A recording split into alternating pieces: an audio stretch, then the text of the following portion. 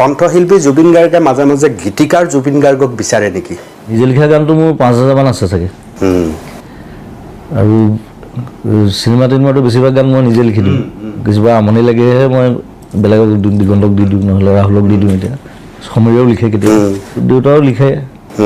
চ' সেইটো আৰু ডেভেলপ হৈ গ'ল লাহে লাহে। আৰু মোৰ আৰম্ভণি গান সোপাটো গোটেই সোপা মই নিজে লিখা। এইবিলাক এলবাম যে মায়া, অনামিকা, শব্দ, এইবিলাক চব তোমাৰ গান? চব মই নিজে লিখা এইবিলাক। দুটা বেলেগে লিখিছে, হীৰেণ ভট্ট আছে দুটামান, দিগন্তই লিখিছে দুটামান, তেনেকৈ। কিন্তু বেছিভাগ গান মই লিখা নিজে। এই অনামিকা আৰু মায়া এই দুটা নাম তুমি নিজে দিয়া নে? সেইবিলাক নামবোৰ চব নিজে দিওঁ মই। অনামিকা, মায়া, আশা, বহুতে ছোৱালী নাম বুলি ভাবে, ছোৱালী নাম নহয় কিন্তু।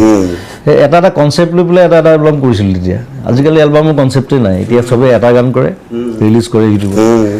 তেতিয়াতো এলবাম আছিলে, কেছেট ওলাই আৰু তাৰপিছত CD আহিল। চ' কমপ্লিট 8টা গান কৰোঁ, এটা এলবাম কৰোঁ, 8টা গান আকৌ এটা এলবাম, কণ্টিনিউৱাছলি কৰোঁ।